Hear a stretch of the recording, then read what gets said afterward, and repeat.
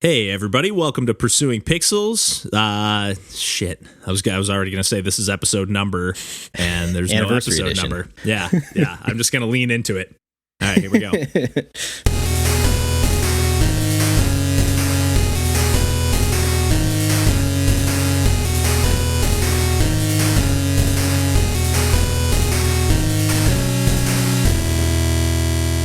Hey everybody, welcome to Pursuing Pixels. This is episode number anniversary edition number 1 or whatever the hell you want to call it. We've been at this for a year now, and I'm here tonight with Randall Nolery. Hey everybody. And John Hines. Hey there. And I don't think I said my name. My name's Kevin Portelli. I might have. If I did, I'm sorry to repeat myself. But yeah, we're here as always to talk about some video games and kind of just celebrate. Maybe not celebrate, although we have had a couple of drinks, or at least I've had a couple of drinks already. If you can't tell, but yeah, we're kind of celebrating a year of doing the podcast, and obviously we've been talking about video games. I don't know, across the board, pretty much. Even some card games, some VR games. We're not just strictly video games, but we kind of thought, for our end of the year episode, our holiday episode, we did kind of a wrap up and kind of picked our favorite game that we talked about on the podcast over the course of the year. Or at that point, it was only about 6 months since we started up in May. But we figured, hey, for the anniversary episode, maybe we can bring up a game that, each pick a game that we've never talked about on the podcast before, whether it was just something we've played in our past and just haven't played in recent years, but just really wanted to champion on the podcast, or just felt like it was something that was like a missing hole. Like, I can't believe we haven't talked about this on the podcast. At least that's kind of where I was coming from. Like, I can't believe I haven't talked about this game more than just like mentioning it maybe. And so I guess I can just kind of lead us off here with the game that, again, like I said, I just couldn't believe. Like, I had to double check. John has like a nice, neat little spreadsheet for us of like all the games we've talked about on that, which is like, we've talked about a shit ton of games. Yeah. Really shocked scrolling through that. Like, holy shit. Hey, back in the day, we were talking about like 10 games an episode. So yeah, cracking the whip. Hey, everybody get on it. Game of the week. We've definitely rolled things back. We started out a little ambitious. Game of the week. A new game every week. That was a little hard to keep up with. We're like, okay, maybe game of the month is a little more doable. And now it's just like, okay, let's everybody just play whatever you can, whenever you can, and we'll make it work. So we're just doing the best we can here. Yes. But one game that I just cannot believe we have not talked about on the podcast, because this is one of my all-time favorite games, is Downwell. Ooh. And just absolutely shocked, because like probably shortly before starting up the podcast, like this and Enter the Gungeon were what really got me into playing roguelikes constantly. And I think back to Downwell, like I got really hooked on Enter the Gungeon, and we've talked about that a little bit on the podcast. I don't think we've ever done a segment on it, but we've definitely like talked about DJ and our buddy Glenn and I kind of getting hooked on that and comparing like how far have you guys gotten and who have you beaten it with and whatnot. Oh yeah. But Downwell was something that like really had me hooked. Just like, I mean, DJ was into it when I was playing, and there was a little bit of that comparing, but I was just hooked on like, I want to beat my high score. I want to get my highest combo. And I think this game is like, it's very, it is just like a master class in game design. Like, obviously some things are subjective, obviously, like the way it controls. I just think it feels great, but it almost feels like, you're playing this character that's like a platforming game, and it is a randomly procedurally generated roguelike. Although it's like way less so than something like Enter the Gungeon or Dead Cells. Right. It's not all about like, let me collect all my, let me get a bunch of money each run and then unlock a bunch of stuff. It's like you just kind of have a bunch of buffs that you can get randomly throughout each run after you beat each level, that just kind of you get to pick from a series of 3 or 4 of them, depending on what power-ups and stuff you have. And it's all about just getting to the end of the game, and it's like really bite-sized. Like, once I got to the point where I could beat the game, which did take me quite a few hours, like I probably put about 40 or 50 hours into that game before I could beat it.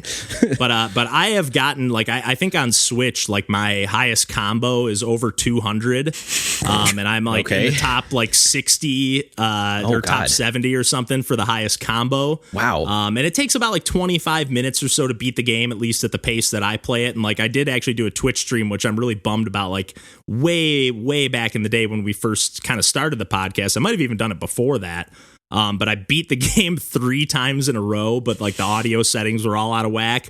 But like I was just in the zone, and like I got to a point with that game, and the thing that's nice about it is like the challenge level still feels great on normal, but there also is a hard mode that really does ramp up the challenge. And I've gotten to like the final of the 4 of the 5 worlds, or like there's 4 worlds and then a boss battle.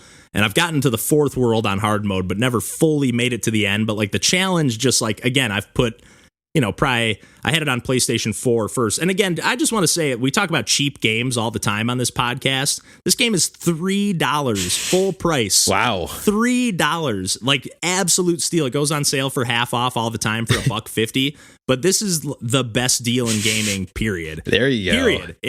I think this game is just, it's truly perfect. What about free games, Kevin? No, it's better than any free. Come on, you guys play any good free games? Let's be real here. But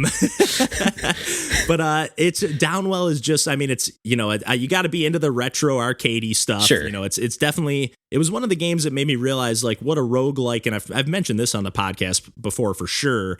Like roguelikes really can like instill that like arcade feeling of like pumping in quarters into the machine, because it's like this kind of bite size, again, 20-minute experience. I'm not just a run pumping quarters into the machine. Again, I'm only paying $3. It's like way cheaper than a day at the arcade. Yeah, right. And it's just like, I don't know. I just like, it's so gripping. It's so, the procedural generation is like just random enough that you're always on your toes. It's another game that's just pure, like kind of like Ape Out, which we talked a little bit about last week, Randall, or a couple weeks ago. It's just like, it's pure reaction. You can't plan anything that's going on in that game, and you can chain your combos even in between levels and keep them going. It's all about just like not touching the ground. Like the whole mechanic is like you start out with like a set of ammo, you got these gun boots in your character, and it's almost like a vertically scrolling shooter, but you're scrolling downwards. Right. But you're also platforming, and every time you either land on an enemy or land on the ground, your gun boots reload.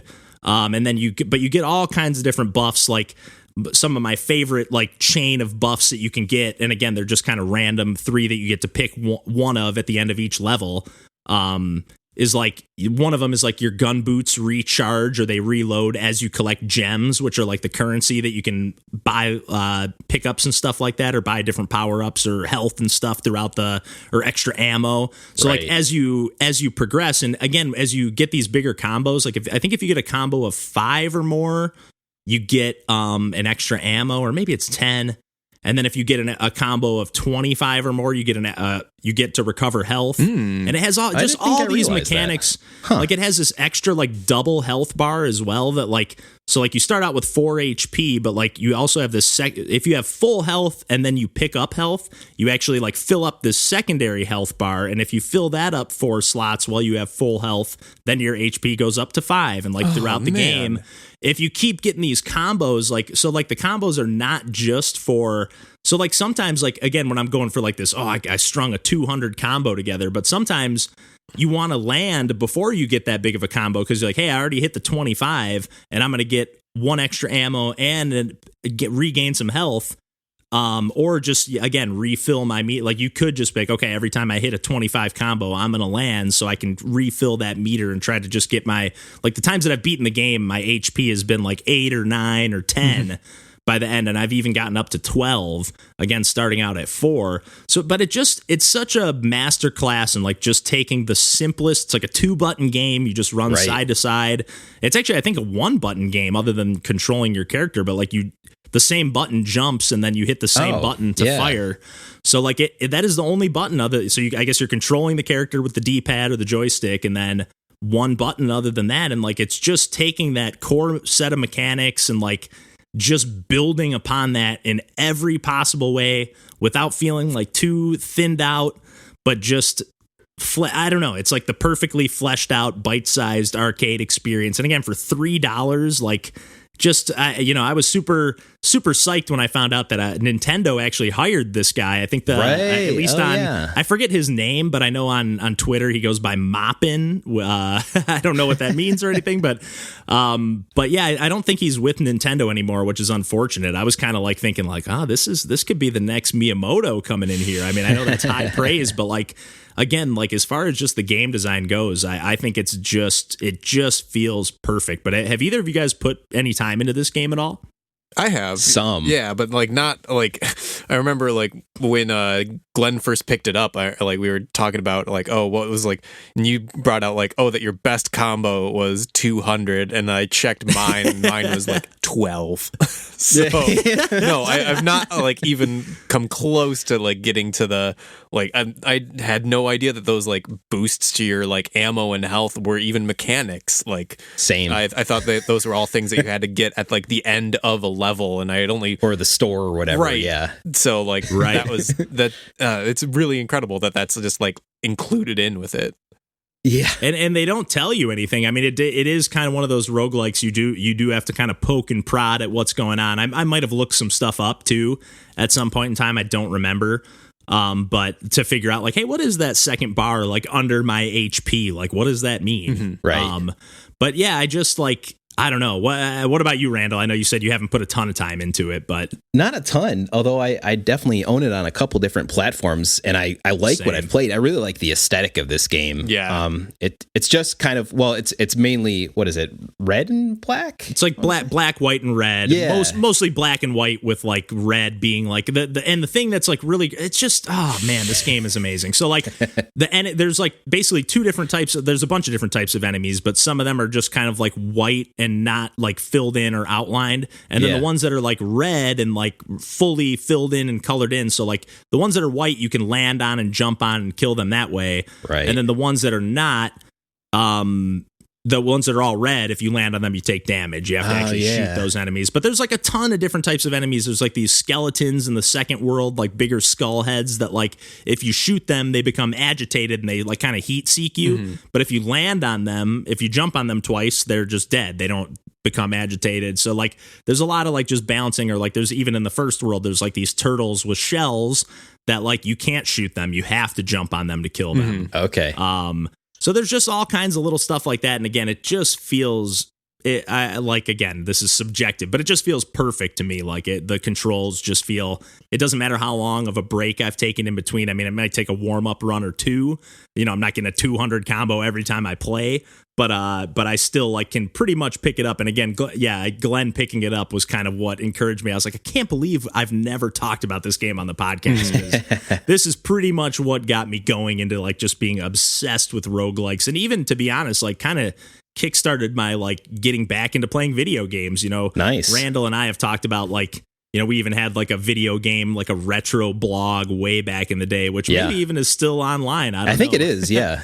The Time Traveling Gamers. Yep. But we had our little retro blog on like Blogspot or something. We posted maybe like 10 or 15 reviews or something like that. Yep. And so this is just kind of something we've really talked about for a long time. And, just like really, again, just kind of happy that we've put a year into this now. And again, can't believe I haven't talked about one of my favorite games that kind of rekindled my like love of gaming. I mean, I've always kind of played games in the background, but that kind of just like these roguelikes really kind of pushed me back into like I just like, this is how I like to kill my time.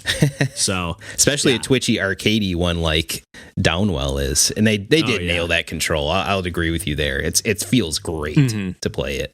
Yeah, you guys got to play some more, and I got to play some more. I'll do some streams at some point again. Now that Glenn's playing it again, I got to beat that hard mode. So, but what about? I'm just going to kick it over to Randall next. What about you, Randall? What are you feeling like we've left in the dust this year?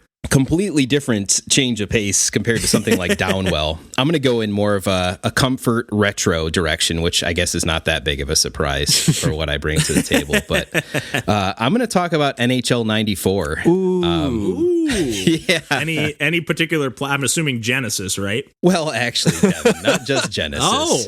But Sega CD as well. Oh, okay. Yes. So Yeah. I wouldn't. this I shouldn't expect anything less from Exactly. Randall. Thank you. Sega CD, of course.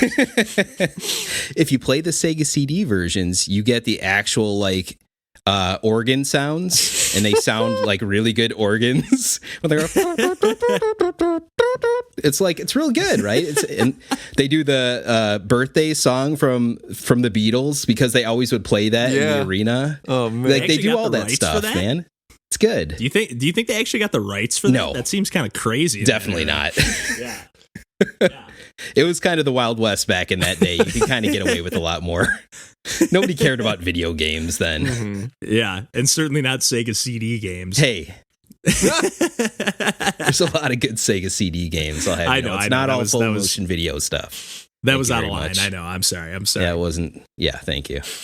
But no, I own this on Genesis and Sega CD, and yeah, it's the perfect distillation, I think, of hockey in a video game. And I'm not the first one to say this, but I've never said it on the podcast, so I'm saying it now. No. Although I also really love ice hockey on NES. Mm-hmm. I think that's also a really good distillation of hockey as well. But that is a great game. Yeah, it is. It's awesome. But NHL 94 is great because it kind of brings in some of the more modern-ish aspects of actual hockey, like one-timers. Before NHL 94, there weren't one-timers in any of these games. And for those that aren't in the hockey know, a one-timer is like a pass and an immediate shot by the person receiving that shot. And it just feels so good to play. It's like a little bit faster than NHLPA 93 was. Like I was saying before, the music is great. It's understated because it's meant to be in an arena, but everything they do there just sounds like hockey in that era, which I even love. The crowd noise. Yes. You know, I never had a Sega growing up, but I remember playing some of the. I don't know if it was 94, but definitely played some of the NHL games over at my buddy's place growing up. And like, yeah, just remember like the crowd feeling very not realistic, but it had that just just that They get hyped when Steve Yzerman gets his third goal. All those hats come out on the ice, man. It's good stuff. So now, was this the game that you could exploit the wraparound in? Yeah. Oh, yeah. I mean, it's not the only one. You could do the same thing in 93. The wraparound is very exploitable. If you kind of ride up against the edge of the ice, the boards, and then make just like a hard turn in front of the net, like parallel. If you're going with like a faster character like Fedorov, you get a goal pretty much every single time if there's no defenseman in your way. So it's not perfect. You like those reliabilities, you know. Absolutely. You need some certainties in life, and in the especially in the moment we're all in, you need some certainties in life, you know. I like that spin on NHL 94. That's good. No, but and you just kind of know that that's what the game is, and you just kind of play from knowing that, someone can get a cheap goal if they want it, and it's your job to make sure they don't get it if you're playing against them. And this is like up to 4 players with a multi-tap. Oh, man. It just has, there's a lot of fun features. There's playoffs. You can play playoffs. Of course, I always played as the Red Wings, and they had a good squad during those days, obviously. Yeah. But yeah, I don't know. I love everything about it.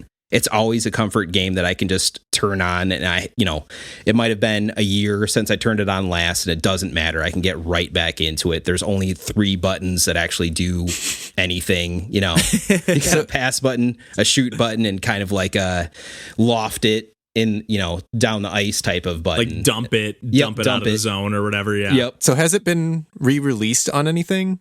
No, it hasn't. So that's the thing NHL, EA and the NHL know that NHL 94 is like a legendary thing. And they've tried to recapture that glory in some of the NHL releases. I think like maybe it was 2014, something like that. They started adding like this NHL 94 mode into those games. Okay, because I was going to say, I know they did that with some of the Madden games where they like included like Madden, some of the old like original Maddens. Right. But you don't get the retro graphics or sound or anything. It's just like it's top down, and the rules are more like NHL 94. So it's not really the same thing. Yeah, interesting. Yeah. So in order to like play this, you have to bust out the Sega CD. Yeah, How's that running nowadays? Hey, that thing's still going, man. Well, you probably have your what is your setup like on the Sega CD, Randall? Because I know you have a bunch of like modded consoles. I do. And all kinds of like crazy setups. What's your setup like? I'm trying to figure out what level to go into to save the audience. Well, I can trim around. Go into whatever detail you feel like going into, and I'll trim around into it. There's got to be somebody interested. So I've got a Sega Genesis Model 1 that actually you were with me, Kevin, when I bought that, and I bought it off that guy at the thrift place for $10 and negotiated with him. I also got a free copy of Corpse Killer for Sega CD in that negotiation. Dude, I don't know why I remember that, but I remember all my retro purchases. Like, oh yeah, man. Like, oh man, when we went to that guy's trailer and he's like, oh, I sell these games to pay for my medical supplies or whatever. Like, I shouldn't be laughing about that, but like, it was just like the craziest. Like, this guy just had boxes and boxes and boxes, and he had every NES game. Like, I bought basically the entire Mega Man franchise. I bought all 3 Castlevania games. I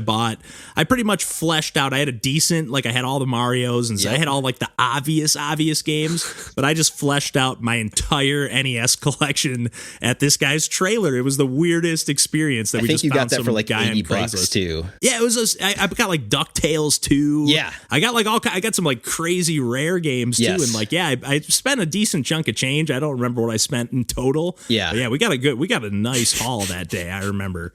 Oh, absolutely. Sure, yeah, no, I did too. I almost bought a top loader from that guy too. He had one. I was looking at that one real hard, but it was too much at that time.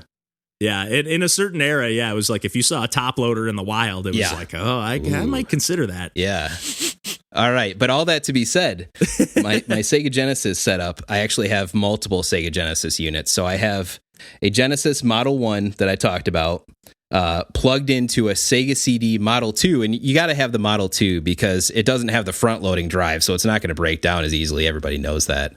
And then you put a 32X on top of that guy for those 32X ports, those upgraded Genesis versions of Mortal Kombat 2 that you have to have. And Knuckles Chaotix. Exactly. And then otherwise, I also have a Mega CD, or a Mega SG, from Analog, that came out about a year ago, and that'll allow me to play practically any Genesis game because you can sideload ROMs or whatever on that sucker.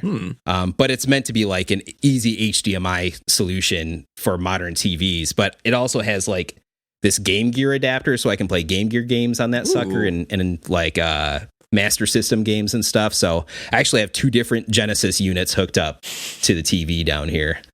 Yeah, we should just give a quick shout out to those analog consoles, which I know I don't have any of them, but every time you talk about them, Randall, like they make like a Super Nintendo and a Genesis one that obviously has some other capabilities as well, and they do make an NES one that's quite it costs a pretty penny for sure, a little bit higher of a price tag, but the other ones are like about, I think, what, $200 for the Super Nintendo and the Genesis one? $189.99. Yeah, and they are, again, like you said, like an HDMI, like you can just play all your classic, you know, if you have the original cartridges, but maybe your Super Nintendo doesn't work like it used to, or, you know, you don't have the hookups on your current TV and don't want to have a bunch of splitters and adapters going on.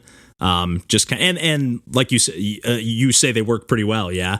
Well, yeah, and it's purchases. Nice now, like when I really was into retro, none of that stuff was available, and you couldn't easily hook these old systems up to modern TVs. Right.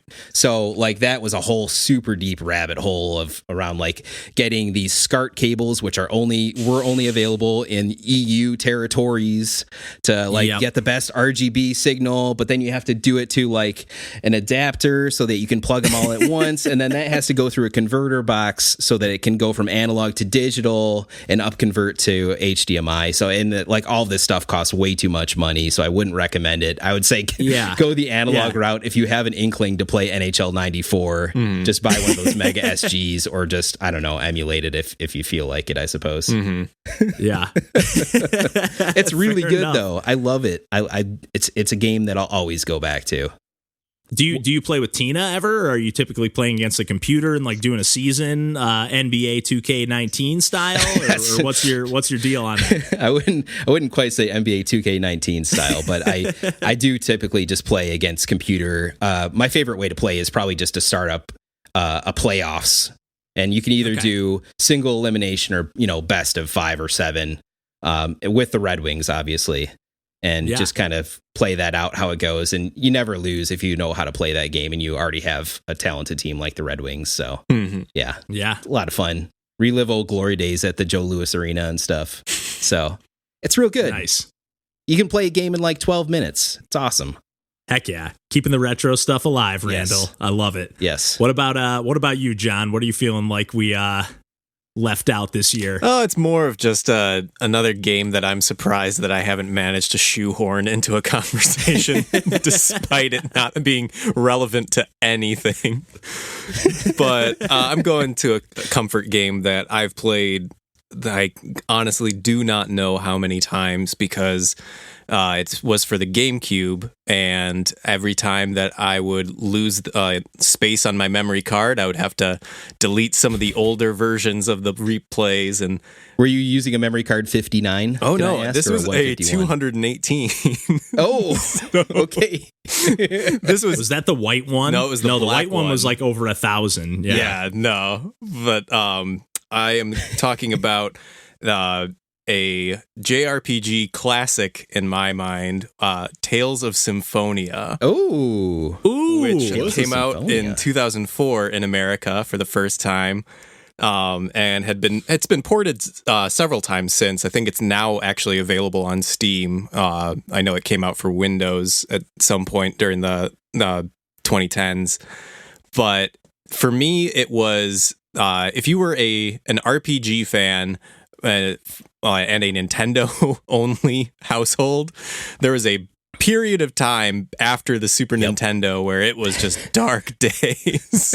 Yeah. And you were not getting anything. So that was the first major JRPG that I had played in years, basically since I think Breath of Fire 2. And wow, like it was everything I wanted, and to this day still is kind of my gold standard for what I want in a JRPG. It has just enough of like the ridiculous like mechanics and like in-depth like side quests and other stuff that you can do. It has like so many different characters, and they all control completely differently. And like the way that the like Tales series kind of set itself apart early on, like back in like Tales of Fantasia, was that like they were all like active combat RPGs. Right. So like for Fantasia, like you would get into a random encounter, and then you would kind of be in this like side scroller, like almost like beat 'em up screen. And the way that they transitioned that over for GameCube was they created the X-Limbs system, which was a 3D arena that like you would enter into that was like a circle, but like your character would be moving on a 2D plane that would be either away or towards the enemy that you were targeting. So the enemy could be targeting someone else, so they could be moving in another 3-dimensional space. It was just a very interesting take on combat that like I had never experienced before, and was just really, really fun to like kind of have this like, it felt like a 3D like action RPG that like was still kind of controlling in a 2D way. Right. But like there's so many things about the game. Like the story is very contrived, and like, I think it's kind of become a meme, but like at this point, but so many people, it was like a very formative game for them. Like when you were the young teen and like playing a game that like, had so much depth and so many like plot twists that like caught your little mind by surprise. And like I've played recently picked up Tales of Vesperia, because I also never played any of the sequels, because Symphonia was like for the GameCube, and then no other game was really put towards any other. Yeah, they kind of went PlayStation mostly after that. Right. I guess some of them came on Xbox, but yeah, they weren't really on Nintendo platforms after that. Right. I think like a couple came out for 3DS, but like one of them may have been a port of a like PlayStation 3 game. With, yeah. But like I remember playing Tales of Vesperia and just like not really getting that same like magic that I felt from Tales of Symphonia, like just like falling in love with the characters, and like there was a little bit of a dating sim aspect to it where like you could manage the relationships and that would give you different endings and different story beats. So like it's just a really fun game that I really enjoy, and I will absolutely go back and play again soon. But nice, it's just does things to my heart. It's a pretty game too. I like how the game looks. Yeah, yeah. I think it had a really good like cell shaded quality that a lot of GameCube games did in the day. Like that, I think helps it age a lot better than like.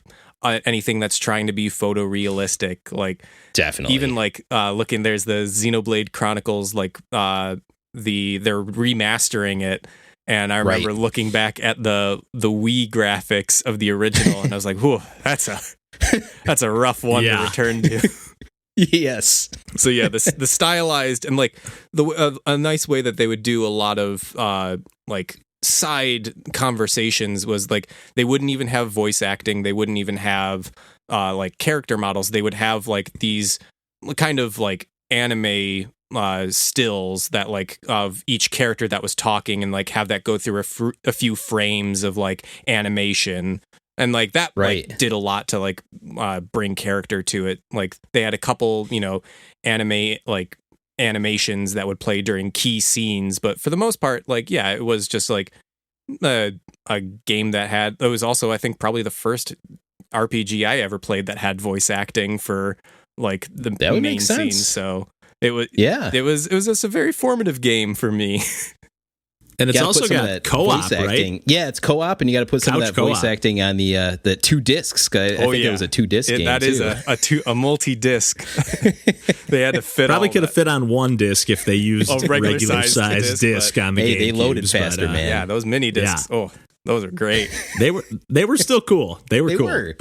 But to your effect, I've played this game multiple times with like friends, because like you can just play in that XLIM system. It like really does work pretty well. It just like is maximum zoomed out when you do. But but it's kind of cool because you're only. I remember trying this co-op like a long time ago, back in the GameCube era. But like I remember like. I don't know, it's like the second player is just kind of jumping in during the battles. So like if you can kind of like just hang out with a buddy and like, okay, I'll play this with you. Well, it's, I don't know. I just thought it was a cool way to incorporate that. Oh yeah. I think it's a very good job that they did, like bringing the like in an RPG setting that isn't traditionally lend itself to like co-op, like having that experience be like that. It was just unique for its time. Big time. Yeah, for sure. And even still today, there's not a lot of co-op RPGs. No, so. I wish there were. Awesome. Well, I'm glad we finally spent a little time talking about some of these games, because like at least for me, like Downwell, like I said, I was just like, what is wrong with me? This should have multiple appearances.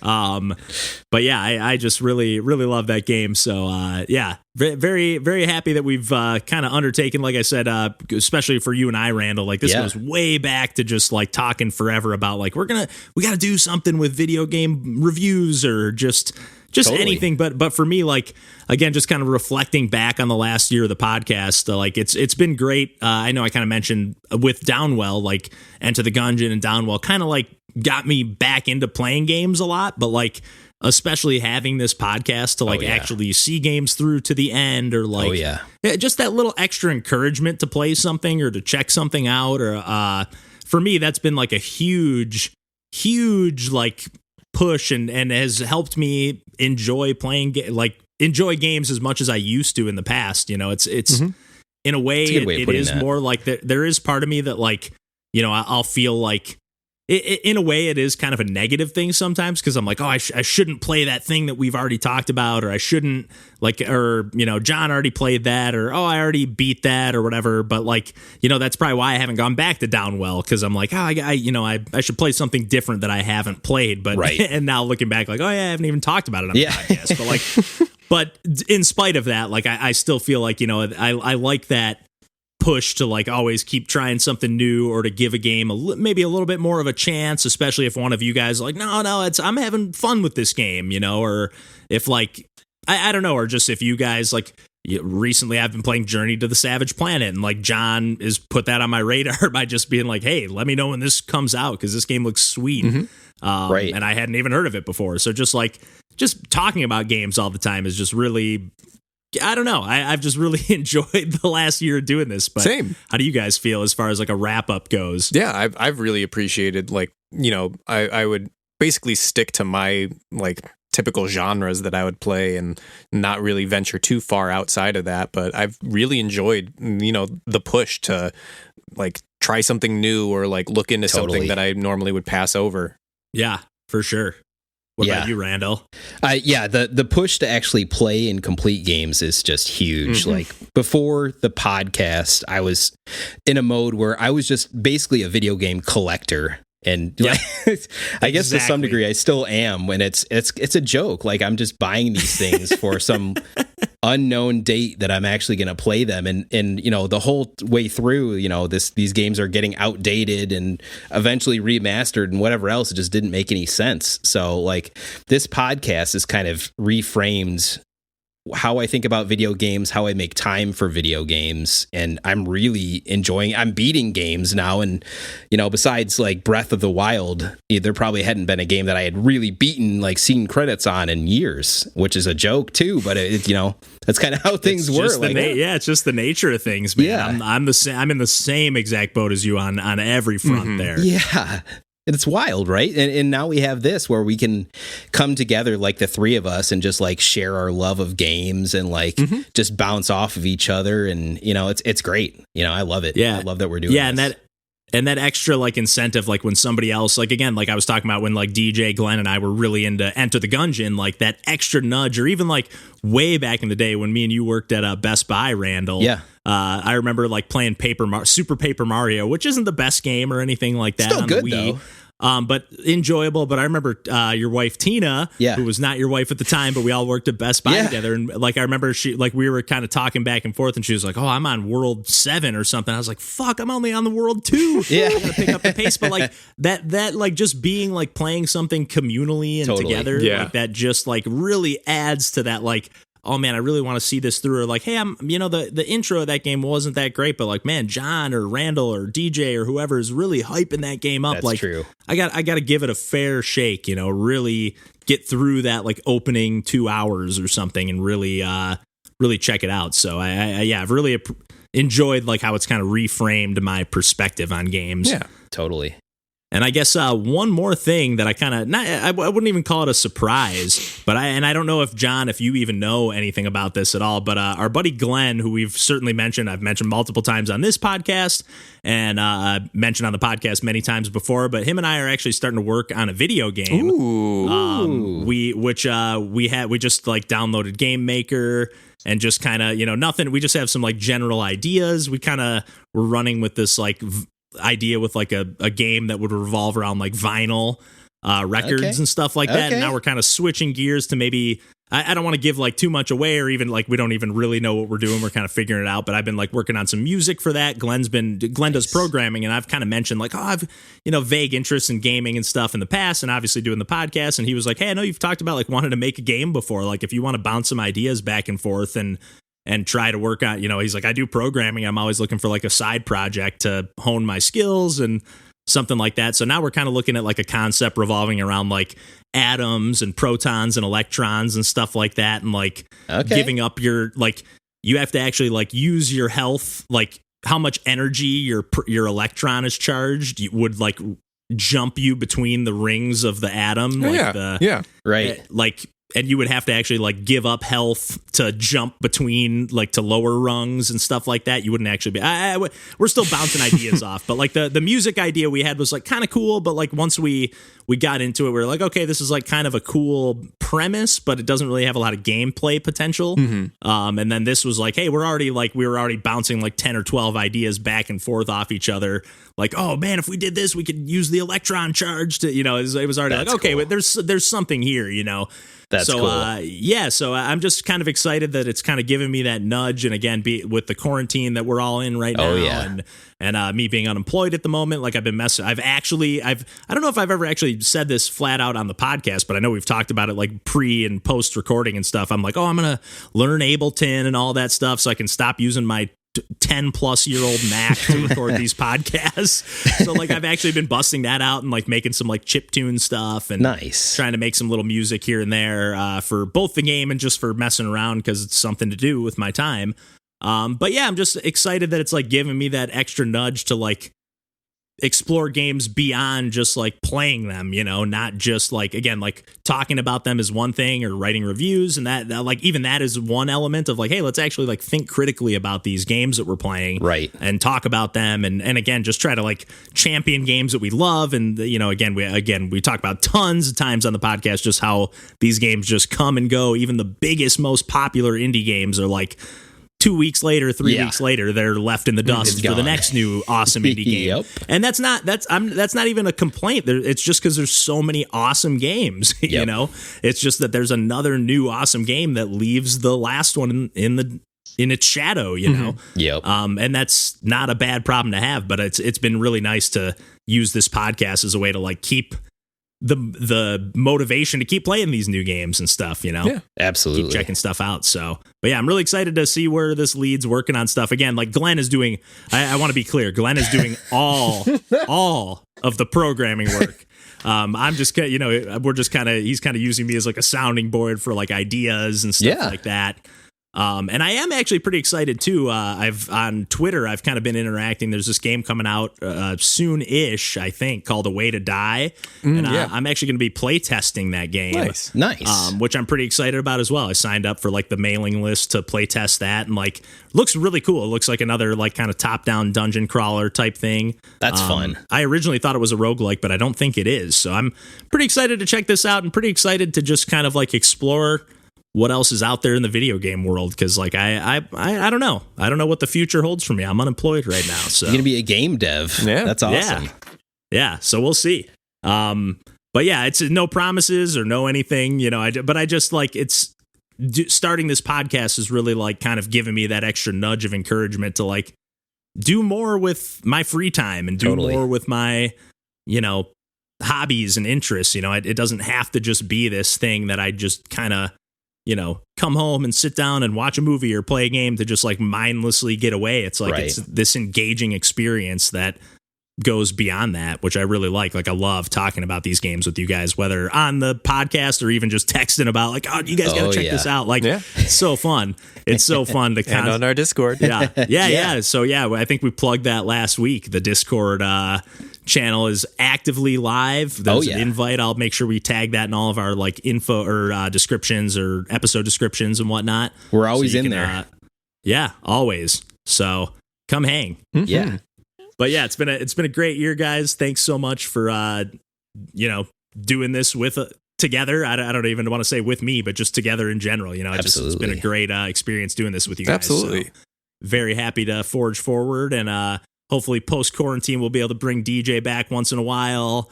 And hopefully some of our other friends, like I really want to get Glenn on the podcast and maybe even pick his brain, like even if we do like a bonus episode or something where we get into more like nitty gritty programming stuff. Yeah, there you go.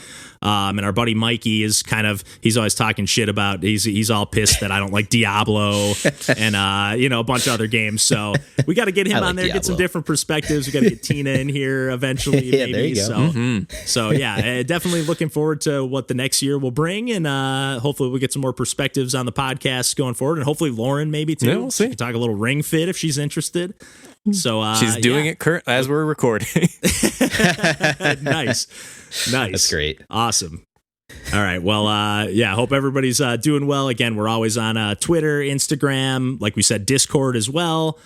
Just look up all the links in our episode descriptions. We've got YouTube, we've got Twitch, we've got pretty much every social media presence that you can imagine. We're not always on top of all of them, but definitely Twitter and Instagram and Twitch and Discord and stuff will be on all the time. So hopefully we'll be in touch. And until then, we'll catch y'all next week. Take care. Bye. Thanks for listening, everybody.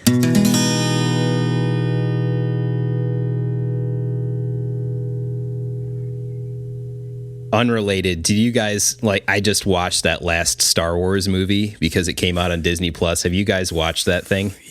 I have not seen any of the new ones. Actually, I saw fucking Rogue terrible. One. It's Dude, stop. Can I just let me just vent for a second? Yeah. There is not a good Star Wars movie. A New Hope. A They New don't Hope is exist. a great No. movie. No, it's Yes, not. it I will say A New Hope Boring. is a fun movie. Okay, have you guys? So I have the Blu-ray set of the first 6 movies. Why? Why do you buy these things that you hate? Because I hadn't really seen them all at this point. Like I had seen, like my brother really liked Star Wars growing up, and we had the VHS of the original trilogy, and like I never ever watched any of the original trilogy like all the way through, up until so, and then Wait, when you were a kid, you had them and you didn't watch all of them all the way through? Yeah, no. Wow. No. Yeah, no. And I better taste in that. and but shoot, where was I going with that? I did see like Phantom Menace in theaters. Yep. And then I don't even know if I saw the second one in theaters. I definitely Attack saw of the it, but I Clones, don't think I baby. saw it in theaters. Never saw the third one. And I was just kind of like, I never really like gave those movies a chance. And the Blu-rays, unfortunately, are the George Lucas like just massacred versions. So even the old ones are all fucked up with like just CGI Jabba in the middle of nowhere. Yep. And just like for there's just like anyway. So I have not ever seen like the originals, but I was bored to tears during A New Hope.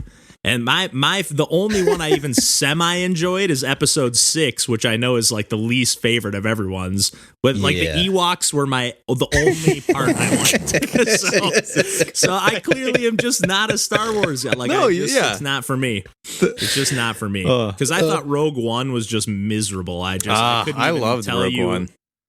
I wasn't super into Rogue One either. There's a lot of cool special effects, but in general, I wasn't a huge fan of the pacing on that one. Yeah. I watched that and Thor Ragnarok like right next to each other, and I hated both of them. I was just like, man, I shouldn't say hated, but I really didn't enjoy many elements of either one.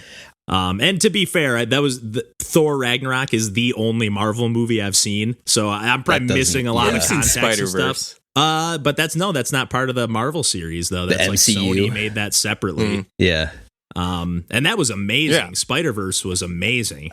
Don't try to change the subject off of Star Wars. Yeah, okay. We're still talking about how terrible that Kevin, movie you had is. your say. Now, Randall, you get to speak. You get the floor. I'm a Star Trek guy, let's just say. And I'm wrong there too, because I like all 6 of those movies, and I know people are like, only the even numbered ones are good, and I like all of them. Oh, so jeez. But go ahead, Randall. Tell me why Star Wars is worth watching. Well, let's not go crazy. I actually started this conversation by saying, by the new movie. That's the saying, JJ one, right? A New Hope and Empire Strikes Back are both worth watching, especially at least from a cultural context, right? Just like a touch point. Yeah. That I would agree with, yeah. And I'll say on the new trilogy, was it The Force Awakens? That was another, it was fun. Yeah. I'm not going to say it was spectacular, but it was fun, right? Yeah. And then Last Jedi, I thought it was actually pretty good. I kind of liked that. I really liked Last Jedi, but... Yeah. That's the one I want to see because I do like, I think I've only seen Knives Out from Ryan Johnson. Oh no, and Looper. But I really like Ryan Johnson. Yeah, I just think he's like Knives Out was awesome. Yeah. So I'm just like, okay, and I hear that like a lot of the reason people hate that one, or the people that do hate that one, are like, it's because it's like anti-Star Wars or something, or just like kind of goes against the grain of Star Wars, and like that. I mean, it adds nuance like that Star Wars doesn't have. Exactly. That Star Wars could use. Yeah, but it doesn't it's not groundbreaking. Like it like literally just adds like the the best thing that I saw was like people saying that The Last Jedi was the closest that Star Wars, a major motion picture Star Wars, was ever going to get to KOTOR 2, which like actually has nuance in the right, like, have gray area. Yeah. But like totally. Yeah. But the last like or what is, I don't even remember what the Rise of Skywalker or whatever. That sounds right. Yeah. God, the Skywalker. Yeah, it's the Rise of the Skywalker. It's so bad, man. Oh, it's a mess. It's like it's a total mess. Like I remember like I was getting whiplash from like the first 30 minutes because so much shit happens with no reason. Because don't they try to retcon everything that happened in the Ryan Johnson movie? Yes.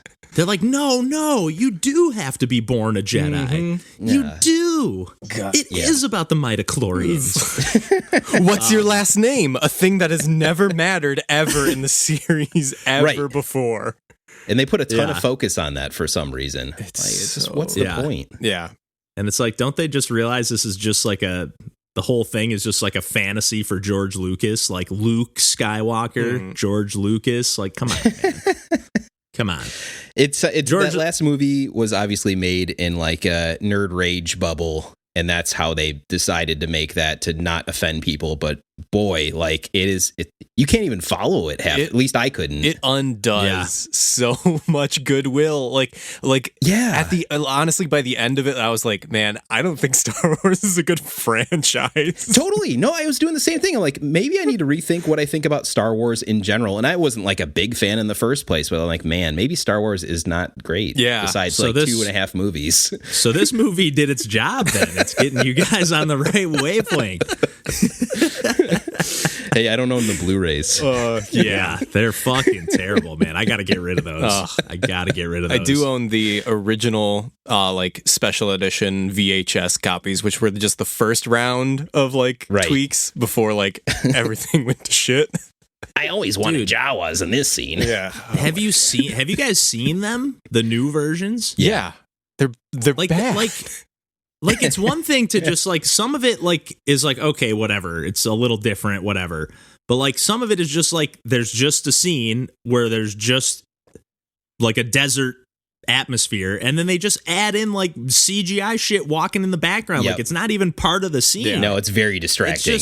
It's like it's so out of place. It's just like honestly, like you could have at least tried to make the CGI blend in better or something. It's just embarrassing. That's why I really like the first like two films, especially because like there is so much like practical effects. There's so much like like physical scene work, like where they had to like build sets and like really make it lived in. And it's very deliberate because it's like when George Lucas was just like starting out and still had like a lot of like physical stuff, like. Like I don't know. I think that I still like maintain that A New Hope is just a legitimately good film, like front to back. Yeah, and it's standalone. Yeah, exactly. Like you don't need any other films besides it. Like it doesn't really have a mystique or like I don't know. But like I do agree that the worlds feel like very like lived in and real. Mm-hmm. I will never take that away from those movies. Yeah, for sure. Star Wars is about world building. That's what it's good at. Yeah. Yeah. And then it just like loses it the second it all became green screen and like everything just like it just seems Have you guys ever watched that documentary? It's on YouTube of the making of The Phantom Menace. No, but I've heard about it. It plays like somebody on a podcast mentioned it at some point. And it plays almost like you're watching a mockumentary. Mm-hmm. There's like scenes of George Lucas literally telling everyone like Jar Jar is the key. Yeah. and like you literally see people like side eyeing him and like I guess like they're like it's crazy that it's like this is like actually a special feature of like the making of the movie. And it plays like, what the hell were they thinking? Like, who let this guy get away with this? So someone did a supercut of all of the scenes in The Phantom Menace that were just about trade negotiations. And like, they did it as a bit, but like watching it, I was like, fuck, I would watch a competently made movie that was just about like the government falling apart. Like that's a legitimately I would probably watch interesting thing, dude. That you like because that's what they should. Go ahead. No, like if they had just like I know that they could not release like a like government like espionage procedural as like the next Star Wars, but like, well, I don't know. If I mean they could now, but like back then when the Phantom Menace came out, like yeah, but like very true, very true. If they honestly had like a competent like dramatic like I don't know director just do that as like fuck even Scorsese, like I would watch a Scorsese that's just like I don't know. Well, I think just let anybody, like, I think they should at this point, like, don't worry about making these trilogies and whatever. Like, just let somebody that has a good idea, if somebody comes up with a comedy that would work in the Star Wars universe and has a good script and whatever, cool. Right. Let's make that. Or like that. So, like, to me, like, Rogue One, in theory, I was more excited about watching that because I was like, oh, they can, like, kind of do whatever they want. I mean, I know they're kind of tying it into some other storyline related to the series, but, like, yeah, I'm always way more interested. Like, it seems like they're getting more that way with Star Trek, which, again, I'm a bigger fan of that anyways. But, like, on CBS All Access, they have, like, a whole slate of shows coming out. Like, they have, obviously, that Picard show, and they have, like, Star Trek Discovery. But I think they have, like, a new, like, animated series coming out called, like, Star Trek Lower Decks that is going to be more like an Adult Swim type show. Like, comedy. No, maybe not Adult Swim fully, but, you know, like, adult humor, comedy, cartoon. And they could just have like a whole ton of stuff. And it's like, that seems like a better format to just be like, hey, what within the universe, like you could just have this universe is basically its whole other world and you could just do anything. Yeah. And what could be interesting within that? It doesn't necessarily have to be a continuation of what happens to C-3PO. Yeah. You know? I mean, honestly, I will say, too, that The Mandalorian is actually pretty good and kind of along those same lines. It's like a show they made about Star Wars. I mean, it's still a dad show ultimately, but it's well made. It's fun to watch. It looks very cool, for sure. But also, I was going to say, like, that's kind of why I'm really interested in as, like, Deep Space Nine as just a premise. Because, like, that kind of, like, I'm wondering if that is kind of like the idea, like, oh, well, what if we did kind of have a, not alone, like a bottle, like sitcom setting for a Star Trek show where it's like, all right, they're always going to be like at this space station, like this is the hub location, like where everybody's coming into and going out from, where it's like a little bit different than like, oh, you know, like Voyager, where, you know, you're like literally like the whole thing is like moving from place to place, where like having a and it's go ahead. No, that was basically it. Yeah.